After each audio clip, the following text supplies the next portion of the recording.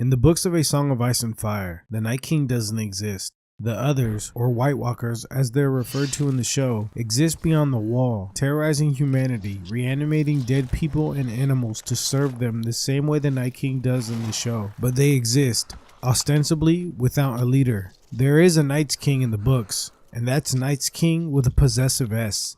The Night's King was a legendary Lord Commander of the Night's Watch who lived during the Age of Heroes, a period in Westeros' history approximately 10,000 years before the events in the television show. The Night's King fell in love with a woman with skin as white as the moon and eyes like blue stars, brought her back to the Night Fort and declared himself king and her his queen, and ruled the Night Fort as his castle for 13 years. George R.R. Martin has said the Night's King and the Night King are two entirely different characters with no connection. So why does the Night King exist in the television show?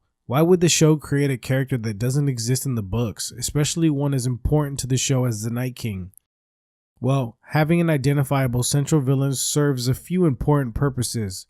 It helps the casual audience understand the story because they can generalize the plot as good versus evil. And if that central villain is purely evil, as we're led to believe in the show with the Night King, then audiences are inclined to always root against evil no matter what. This is especially important in a show like Game of Thrones, which is filled with a myriad of morally ambiguous characters. Characters whose story arcs shift back and forth between hero and villain and vice versa. Shifts such as Dany going from Misa to Mad Queen, Theon taking Winterfell and later sacrificing his life to defend it, Jaime transforming from Kingslayer to the savior of King's Landing, and the Hound, who murdered the butcher's boy but ends up saving Arya from herself in the end.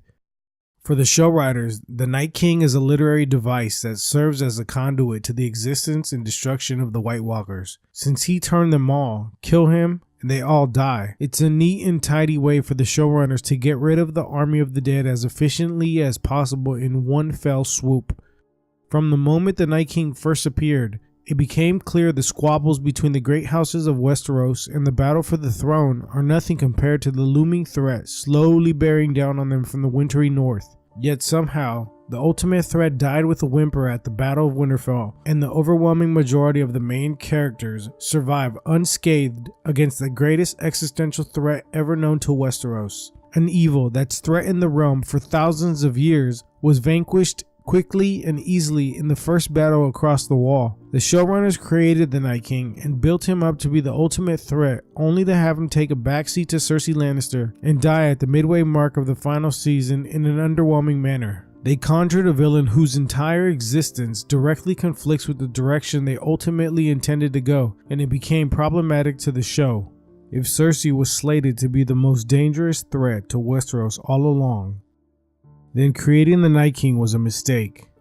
An army of the dead, as a horde of nameless, generic White Walkers and Whites, with no leader as they are in the books, makes sense as the secondary villain to Cersei. The White Walkers would still be an existential threat without the Night King, but to a lesser extent. Cersei Lannister makes sense as the final boss and the greatest danger to Westeros in this scenario because she'd have no equal in the story in regards to her level of power and evil. It would become clear that the army of the dead is merely an obstacle for the heroes on the path to the main villain awaiting them in King's Landing. But the villain with the power to affect the weather, resist dragonfire, raise undead, and turn babies into White Walkers makes Cersei feel weak and harmless in comparison. And when the smoke cleared at Winterfell after the Great War, fans couldn't help but feel underwhelmed by what transpired. The Night King only managed to scrape together one kill and died to an underwhelming stab to the gut. We were led to believe the main characters were in serious danger, but the stakes of the battle weren't nearly as high as we thought. If the showrunners wanted as few impactful main character deaths as possible, then the Night King's existence, again, is a problem. Instead, remove the Night King and a fight in which main characters armed with dragons, Valyrian steel, and dragonglass fight and kill White Walkers while consequently eliminating thousands of Whites in the process makes for a far more sensible and gratifying victory without the unnecessary ambushing of the icy boss villain solely for the sake of pivoting back to the squabbling houses of Westeros. And equally disappointing was the icy boss villain's rushed, self-contained death, which only exacerbated the issues with his existence.